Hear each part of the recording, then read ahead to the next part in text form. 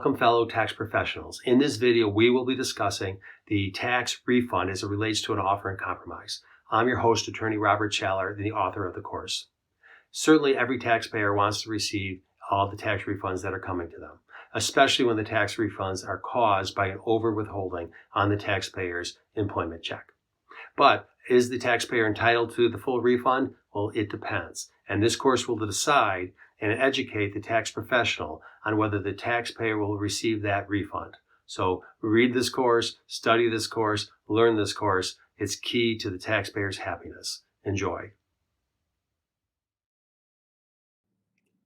Let us explore the IRS's right to retain a taxpayer's refund emanating from overpayment of any tax or other liability.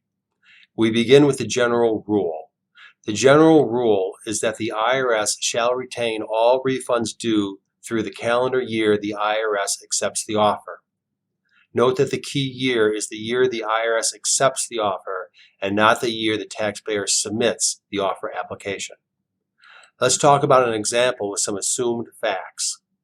Assume the taxpayer seeks to compromise the back tax liability by filing Form 656 in January of 2019. Assume the IRS accepts the compromise offer in August of 2019. Now let's assume the taxpayer is a W-2 employee with tax deductions withheld from the taxpayer's paycheck. In 2018, the taxpayer over-withholds taxes and would otherwise be eligible for tax refund absent prior year back taxes. And finally, assume the taxpayer also over-withholds in 2019. What do you think the result is? Starting with the 2018 tax year, the IRS retains the 2018 tax refund despite the taxpayer over-withholding taxes. Pursuant to the general rule, the IRS retains all refunds due through the calendar year the IRS accepts the offer. The 2018 tax year concluded December 31st of 2018 and prior to December 31st of 2019, the acceptance year. So the IRS retains the refund. The facts that the taxpayer filed Form 1040 in April of 2019 and the offer was accepted in August of 2019 are not relevant. The key date is December 31st of 2019, the year the IRS accepted the offer. Continuing with the 2019 tax year, the IRS also retains the 2019 tax refund despite the taxpayer over-withholding taxes. Employing the same general rule, the IRS retains all refunds due through the calendar year the IRS accepts the offer. The 2019 tax year concluded December 31st of 2019, and the IRS retains all refunds due through December 31st of 2019, the acceptance year. Therefore, the IRS retains the refund. The facts that the taxpayer filed Form 1040 in April of 2020 and the offer was accepted in August of 2019 are not relevant. The key date is December 31st of 2019, the year the IRS accepted the offer. So how is the refund applied? The IRS applies the taxpayer's over-withholding to pre-offer and compromise tax liability. The withholding is not considered part of any offer and compromise agreement obligation. More specifically, the IRS's retention of the refund is not applied to any lump sum payment option payment and not applied to any periodic payment option payment. Now let us compare the taxpayer's right to a refund emanating from overpayment of any tax or other liability for calendar years after the IRS accepts the offer.